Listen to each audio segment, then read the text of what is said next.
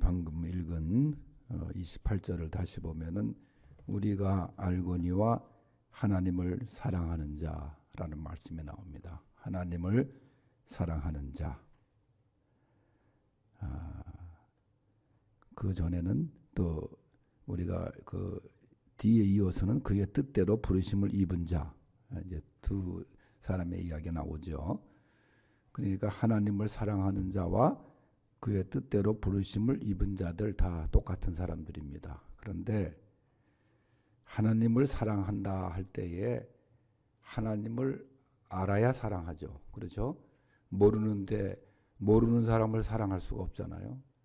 그런데 하나님을 아는 사람은 누구냐? 하나님의 부르심을 받은 자, 하나님의 뜻대로 부르심을 받은 자가 하나님을 사랑할 수 있다, 그 말입니다. 우리가 예수님을 믿는다 하는 것도 사실 내 힘과 의지로 되는 것은 아닙니다.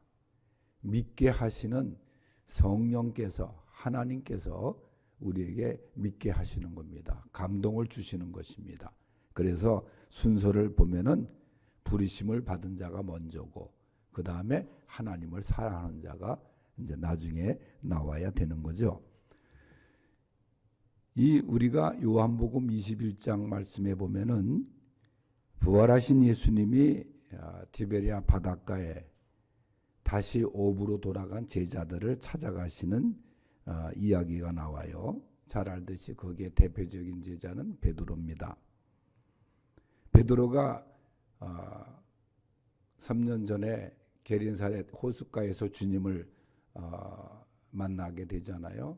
그때도 빈 그물만 던지고 실패의 아침을 맞이했을 때 주님이 다가가셔서 배를 빌려달라 말씀하신 다음에 그 배에서 말씀을 전하시고 어부의 가장 중요한 욕구, 바람인 고기를 많이 잡게 해주기 위해서 깊은 데로 가서 그물을 던져라, 그렇게 말씀하셨어요. 그래서 베드로가 그때 그물을 던져서 고기를 잡은 게 너무 많아가지고 그물이 찢어질 정도였다. 성경은 그렇게 말하죠. 그때 베드로가 뱃머리에 엎드려서 첫 번째 고백을 합니다. 그게 뭐냐 하면은 주님, 나를 떠나십시오. 나는 죄인입니다. 라는 죄인의 고백입니다. 이 베드로의 첫 번째 죄인의 고백은 우리 성도들의 출발점이에요. 우리도 주님을 믿을 때에, 주님을 고백할 때에 내가 죄인임을 고백하는 거 아니에요? 내가 주님을 몰랐던 죄인입니다. 나의 죄를 위해서 십자가에 달려 돌아가신 주님이시여 하고 주님을 고백하는 거예요. 그게 베드로의 첫 번째 3대 고백 중에 죄인의 고백입니다. 그리고 두 번째 베드로가 고백한 게 뭐예요? 가시아라 빌립보 지방에서 너희는 나를 누구라 하느냐 하는 주님의 질문에 베드로가 주는 그리스도시요 살아계신 하나님의 아들이십니다. 놀라운 고백을 합니다. 분명한 고백이고 정말 바른 고백입니다. 그래서 예수님이 칭찬하시고 그 베드로의 고백 위에 교회를 세우십니다. 반석입니다.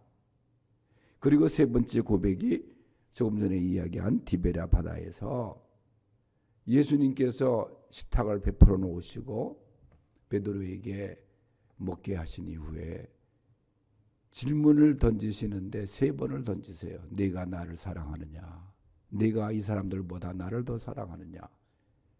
베드로가 너무너무 죄송스럽고 세 번씩이나 예수님을 부인한 자기에게 찾아오신 주님, 사랑의 식탁을 베풀어 주신 주님, 그 앞에 베드로가 대답할 때 예, 제가 주님을 사랑합니다. 주께서 아십니다. 사랑을 고백해요. 그래서 그것을 베드로의 사랑의 고백, 이 3대 고백이라고 이야기를 합니다. 그 베드로가 주님을 사랑합니다. 내가 이 사람들보다, 이 모든 것들보다, 내가 애써 잡은 고기보다, 세상의 그 어떤 것보다도 내가 주님을 사랑합니다. 그런 고백을 베드로가 던져요. 그래서 주님으로부터 이제 위임을 받지요. 내 양을 먹이라. 그래서 그 위임식이, 목사의 위임식이 거기에 근거를 해서 많이들 말씀을 하세요. 오늘 오후 3시에 저 수원 광성교회 이종국 목사님이 위임을 받는데 제가 가서 축사와 권면합니다마는 바로 이겁니다. 위임을 받는 거예요. 내 양을 먹이라. 예? 목회 이제 위임을 주님께서 하시죠. 그래서 하나님의 부르심을 받은 우리들 하나님을 사랑해야 돼요. 정말 하나님을 사랑해야 됩니다. 그 어떤 것보다도 하나님을 사랑하는 자가 되어야 돼요. 그러면은 오늘 말씀의 첫 번째는 성령의 도우심을 받습니다. 하나님을 사랑하는 자는 성령께서 도와주신다는 거예요. 26절에서 27절을 읽어보겠습니다. 시작. 이와 같이 성령도 크게 읽으세요.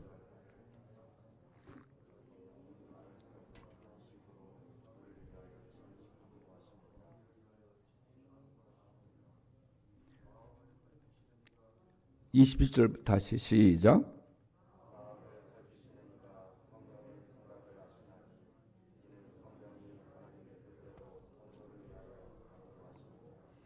아멘. 여기에 성령께서 하시는 일을 말씀하는데 26절에는 우리 연약함을 도와주시는 분이시다. 그렇게 얘기를 해요. 27절에는 성도를 위하여 간구하시는 분이라. 성령께서 우리에게 하시는 일을 말씀하는 거예요. 하나님을 사랑하는 자들에게 성령을 통해서 도와주신다. 여러분, 우리가 세상을 살아가면서 혼자의 힘으로는 살 수가 없잖아요. 우리는 태어나면서부터 부모의 도움을 받지 않고는 살 수가 없어요. 엄마의 도움을 받지 않고는 살 수가 없잖아요. 사회라는 게 마찬가지입니다. 홀로 살 수 없는 거예요. 도움을 받고 살아야 되는데, 물론 도움을 받는 건 당연한 우리의 저거지만은 또 도움을 많이 베푸는 사람이 되어야 되죠. 그런데 그 사람들의 도움, 부모님의 도움, 귀하고 그것도 우리에게 필요한 거예요. 그런데 그 도움 비교할 바가 없는 게 뭐냐? 성령의 도움입니다. 하나님의 도움입니다. 그래서 이 하나님을 사랑하는 자, 그들을 성령께서 도와주신다. 이보다 더 귀한 확실한 말씀이 없는 거예요. 그 어떤 도움보다도 가장 확실한 도움, 그게 성령님의 도움이에요. 여러분들은 성령님의 도움을 받는 존재인 것을 믿으시기 바랍니다. 그런데 믿음 생활을 제대로 해야 성령의 도움을 받죠. 믿음 생활 제대로 하지도 못하고 어떻게 성령의 도움을 받습니까? 이 성령이라는 하나님은 말이죠, 예수님께서 이 지상에 계실 때에 내가 이제 죽었다가 다시 살아나서 너희를 떠나는 게 더 유익하다. 그러면서 예수님이 이제 내가 하늘로 올라가면은 보혜사 성령을 너희에게 줄 것이니라, 보낼 것이니라. 그러면 그 성령이 와서 너희 마음속에 역사하고 깨닫게 하고 잊었던 것을 생각나게 할 것이라. 그런 얘기예요.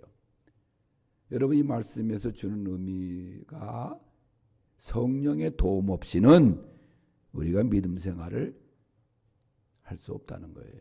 그러니까 믿음 생활도 내 힘으로 하는 게 아닙니다. 성령의 도움심으로 하는 거예요. 그래서 예수님 말씀대로 성령이 오셨습니다. 그래서 그 성령이 오셔서 부르심을 입은 자들, 하나님을 사랑하는 자들을 돕는다. 그런데 어떻게 돕느냐? 탄식하면서 기도로 돕는다. 그렇게 얘기를 했어요. 말할 수 없는 탄식으로 우리를 위해서 친히 간구하신다. 그렇게 말씀했어요. 그러니까 우리가 기도할 때 말이죠, 어느 것이 하나님이 원하시는 것, 그 잘 모르잖아요. 뭐 말로는 주 뜻대로 살기 원합니다 해놓고 내 뜻대로 가는 경우가 얼마나 많습니까? 기도도 마찬가지예요. 그런데 그때 성령께서 도와주신다는 거예요.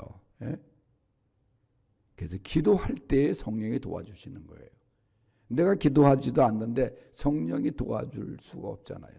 기도할 때에 성령이 도와주신다. 그리고 내가 원하는 것, 내가 좋아하는 것, 이게 나에게 좋은 것으로 최상의 것으로 알지만은 하나님께서 원하시지 않는 것, 그럴 때 성령께서 그걸 바꾸어 주신다는 거예요. 더 좋은 곳으로 바꾸어 주신다는 거예요. 예? 이게 성령의 역사입니다. 다시 말씀드리면은 기도할 때의 성령이 도우십니다. 기도하는 가운데 성령의 도우심을 받는 우리 성도들이 될 수 있기를 바랍니다. 예? 그래서 부르심을 입은 자, 하나님을 사랑하는 자는 성령의 도우심을 받는다. 예? 누가 나를 도와주는 것도 귀하잖아요. 그 도움을 얼마나 고맙게 생각합니까? 또 결정적일 때 도움받는 거 얼마나 잊을 수가 없잖아요. 그런데 그와 비할 바 안 되는 성령님이 도와주신다. 그 은혜가 여러분과 함께 하는 줄로 믿습니다. 그다음에 두 번째는 모든 것이 합력하여 선을 이루게 합니다. 28절 읽어보겠어요. 시작. 우리가 알거니와 하나님을 사랑하는 자 곧 그의 뜻대로 부르심을 입은 자들에게는 모든 것이 합력하여 선을 이루느니라. 아멘. 여러분, 사실 하나님은 이미 우리가 있어야 될 것을 알고 계시죠. 그래서 말씀드린 대로 기도를 통한 그 채널을 통해서 하나님은 도와주시기를 원하시는 분입니다. 근데 우리가 쭉 이렇게 살아간 과정 속에서 왜 이렇게 안 될까? 진짜 잘 풀리면 얼마나 좋을까? 한 일마다 안 되고 말이죠. 때로는 정말 하나님께서 나를 사랑하시는가? 그런 의심을 갖게 될 때도 있어요. 여러분, 창세기에 나오는 요셉이라는 인물을 생각해 보세요. 요셉은 어릴 때 17살 나이에 한참 그 청소년기 아닙니까? 그때 형들의 미움을 받아가지고 처음에는 이 구덩이, 깊은 구덩이에 던짐을 받게 돼 있어요. 그 형들 중에서 의견을 낸 게 아예 죽여버리자. 이놈이 도대체 말이지 아버지 사랑을 독차지하고 그 배다른 형제들 아니에요? 그런데 자기 꿈꾼 걸 이야기를 해서 우리들을 자기 종처럼 생각하고 말이지. 그러다 보니까 그 미움이 쌓여가지고 그 동생을 죽이기로 하지 않습니까? 그때부터 이 요셉이 이제 안 풀리기 시작한 거예요. 그러다가 지나가는 애굽으로 가는 행인 그저 상인을 만나가지고 그 형 중에 하나가 얘기를 하죠. 돈 주고 팔자. 그래서 인신매매가 돼가지고 애굽으로 갑니다. 그 다음에 간 곳이 원래는 그 보디발이라고 하는 바로의 그 경호대장 집으로 가지 않아요? 종으로 열심히 일합니다. 그런데 거기서 인정을 받고 일하다가 유혹에 빠져가지고 모함을 받아가지고 감옥에 가잖아요. 계속 구덩이 아니면 감옥. 이게 얼마나 하나님의 사람 요셉의 길이 너무너무 불통인 거예요. 잘 안 되는 거예요. 가는 곳마다 이 고난의 그 골짜기를 가게 돼요. 근데 그때부터 이제 감옥 안에서 생각해 보면은 그때의 요셉의 같이 그 소위 말하는 깜빵 동기들이 누구냐? 바로 왕의 측근들입니다. 바로 왕의 술 맡은 관원하고 떡을 맡은 관원하고 그러니까 이 신하들이 거기에 들어온 거예요. 오늘날 말하면 그 교도소 안에 정치범들이 들어온 거예요. 그러니까 요셉이 자연적으로 그 안에서 대화를 나눕니다. 뭐 요즘 보면은 그 교도소에 들어가가지고 범죄를 더 배워가지고 나와가지고 사고를 치는 경우도 많다고 하지만은 이 요셉이라는 사람은 거기에 바로 측근들을 만나가지고 정치를 배우게 되는 거예요. 애굽의 정세를 배우게 돼요. 결국은 요셉이 감옥 안에서 나오질 않습니까? 꿈을 해석해가지고 나와요. 그리고 나중에 애굽의 국무총리가 됩니다. 그때 자기가 경험했던 일들을 통해서 얼마나 정치를 잘합니까? 지도자로서 얼마나 정치를 잘하고 말이죠. 백성들 애굽의 흉년을 해결하게 되고 말이죠. 그러니까 지나온 과정 속에 보면은 요셉의 그 눈물의 골짜기, 그 고통스러운 그 환경, 그런 것들을 다 합력해서 결국은 선을 이루시는 하나님이시다. 그래요. 그러니까 내 걸음, 내 힘들고 고난, 어려운 것들, 고통스러운 것만 아니고 하나님께서 그것을 통해서 반드시 선을 이루신다. 하나님을 사랑하는 자, 그 뜻대로 부르심을 입은 자들에게는 모든 것이 합력하여 선을 이루신다. 제가 군대에 있을 때 제가 좀 목감기가 걸려가지고 좀 목이 좀 조금 불편한 가운데 있어요. 그래서 걱정이 돼가지고 저도 검사를 병원에 받으러 갔더니 그냥 목감기입니다 그러더라고요. 그래서 제가 좀 평소보다도 좀 작은 목소리로 좀 말씀을 증거하게 되었습니다. 저 군대에 있을 때 제대를 앞두고 파견을 가서 이제 교회를 맡아서 섬기고 있었는데, 그때 제가 사령부 의정부에 있는 그 사령부에서 파견을 가면서 제일교파가 기증한 그 믿는 그 기독교 교단에서 기증한 그 혼다 조그만 오토바이 하나를 가지고 왔어요. 뭐 사실 면허도 없이 탈 수도 있는 건데 아주 간단하게 조작이. 그게 수송부에서 기름은 공짜로 놓을 수 있으니까 그 회색의 군대 그 오토바이를 가지고 이하부대로 내려갔어요. 그 교회 목회자가 없는, 군종이 없는 데 가서 이제 교회를 섬겼죠. 그때도 제가 이제 신대원에 오기 전에 좋은 그 참 훈련의 기간이었어요. 그 군대 그 부대 이름이 259 수송 자동차 대대인데 자동차만 그냥 수백 대 있는 부대입니다. 그래서 이제 거기서 목회를 하고 있었는데 겨울에 눈이 막 내리는 날 우리 교회 제가 개척 초기에 오셔서 말씀을 증거하셨던 제가 모셨던 장군 한 사람이 있어요. 영락교회 교인이었었는데 육사 12기생 조성록 장군이라고, 그분이 아주 믿음이 아주 귀한 분이었습니다. 근데 그분이 사랑을 참 많이 해줬어요. 저한테. 같은 교단이면서 제가 이제 전도사님 하면서 장군이 제가 병사인데도 전도사님 하면서 이렇게 잘해주셨어요. 그 나중에 그분이 이제 별 2까지 달고 그 다음에 제대한 다음에 일본에 가서 신학을 공부해서 목사가 돼가지고 우리 교회 오셔서 설교를 하신 적이 있어요. 근데 그분이 장군이 돼가지고 이제 감사 예배를 드리는데 저에게 초청장을 보내주셔서 그래서 제가 이제 주일 오후에 안 갈 수가 없어서 이제 가는 거예요. 근데 오토바이를 몰고 눈길에 헤치면서 쫙 가는데 거기가 어디냐면 이제 송울이라는 곳, 포천 송울이라는 곳인데 글로 가는데 저 앞에서 눈길에 집차가 쭉 오는데 보니까 군대 집차죠. 오는데 보니까 빨간 별판에 군대 장군들은 번호판이 없습니다. 물론 밖에 나올 땐 번호판을 보이지만은 그저 육군은 시뻘건 성판에 별이 있고 거기에 불이 또 들어와요. 아주 멋있습니다. 근데 별판차가 쫙 앞에 나타나는 거예요. 그러니까 제가 얼마나 놀랬겠어요. 그래서 이제 그 오토바이를 몰고 가면서 경례를 제가 하는데 그걸 놓는 바람에 그냥 미끄러져서 그 다음에 제가 오토바이는 절로 떨어지고 보니까 무릎이 아파서 보니까 무릎 밑에 군복이 찢어지면서 피가 쫙 나오는 거예요. 그래도 일어나서 그러니까 부관이 내려가지고 괜찮냐 그래서 괜찮다고. 괜찮다 그래야지 어떻게 해요. 그래서 이제 다시 일어나서 오토바이를 끌고서 정류장으로 가가지고 이제 버스 타고 가야 되니까 저기 포천 그 이동하는 버스를 그 약국에 가서 약국을 바르고 이제. 근데 제가 시간 맞춰서 시간표를 알기 때문에 그 버스를 타기 위해서 오토바이를 타고 나갔는데 그 사고 나는 바람에 그 차를 놓친 거예요 제가. 그래서 이 예배에 늦게 됐어요. 그 취임 예배 때, 감사 예배 때. 그 나중에 이제 그 뒤에 버스를 타고 가는데 거기 가다 보면은 만세교라고 하는 다리가 있습니다.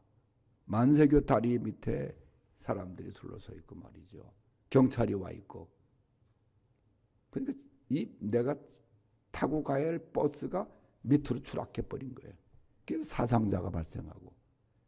저는 버스를 타면 앞을 좋아하거든요. 앞에 타는 거를. 그래서 어릴 때도 버스 타면 옛날에 운전수 옆에 이렇게 엔진통 있으면 그거 따뜻해서 거기 앉아서 가고 그랬는데 그것도 그래서 그때도 앞에 주로 타고 갔는데 제가 만약 그 버스를 탔더라면 정말 그 취임식에 가지를 못할 뻔했어요. 버스가 형체도 없이 부서졌어요. 지나고 보니까 말이죠. 자, 이것도 하나님의 은혜다. 하나님의 그 방법은 말이지, 모든 것이 합력해서 결국은 선을 이루시는 하나님. 그저 이 말씀 속에 여러분들도 깨닫기를 바랍니다. 모든 것을 합력해서 선을 이루시는 하나님이에요. 내 눈에 봤을 때는 이것이 정말 어려운 길이고 할지라도 반드시 하나님은 하나님을 사랑하는 자, 택한 자에게 선한 것으로 인도하시는 하나님이신 줄 믿으시기 바랍니다. 세 번째는 영화로운 축복을 받습니다. 29절 30절 읽어보겠어요. 시작. 하나님이 미리 아신 자들을 또한 그의 아들의 형상을 본받게 하기 위하여 미리 정하셨으니 이는 그런 많은 형제 중에서 맏아들이 되게 하려 하십니다. 또 미리 정하신 그들을 또한 부르시고 부르신 그들을 또한 의롭다 하시고 의롭다 하신 그들을 또한 영화롭게 하셨느니라. 아멘. 여기 보세요. 우리가 믿음으로 의롭다 함을 얻잖아요. 부르신 하나님의 부르심을 받은 우리들, 여기 의롭다 하시고 또 의롭다 하신 이들을 영화롭게 하신다. 여러분, 우리가 믿음의 단계를 얘기할 때 우리가 주님을 믿고 거듭난다 하는 그 중생의 단계를 먼저 얘기하고, 그 다음에 우리가 하나님 앞에 갈 때까지 성화의 단계를 얘기합니다. 거룩하게 되어지는 그 단계. 그럼 마지막에는 우리가 하나님 앞에 섰을 때 영화롭고 영화로운 우리가 천국에 참여하게 되잖아요. 그 영화의 단계가 최종 단계로 얘기를 합니다. 하나님을 사랑하는 자, 그 뜻대로 부르심을 받은 자들은 다 영화로운 단계, 영화로운 축복을 얻게 된다는 거예요. 이 얼마나 귀한 은혜입니까? 저 천국에서.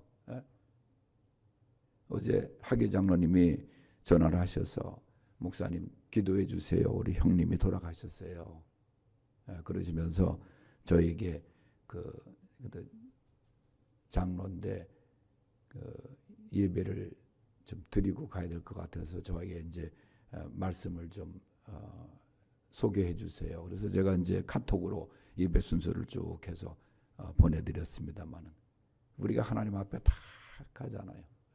우리는 다 영화로운 단계에 우리의 몸이 신령한 변화가 일어나면서 영화로운 단계에 참여하게 되는 거예요. 그래서 하나님을 사랑하는 자, 이제 말씀을 정리하면은 성령이 기도로 도와주신다. 근데 도와주는데 기도를 통해서 도와주신다는 거예요. 그 다음에 두 번째는 뭐예요? 합력해서 선을 이루게 하신다. 잘 안 되는 것 같아도, 나한테 이제 불만스러운 것 같아도 우리 하나님은 결국은 선을 이루어 주시는 하나님이시다. 그리고 세 번째는 그리스도의 영광에 참여하는 영광. 이 영광이 사실은 구원의 영광이죠.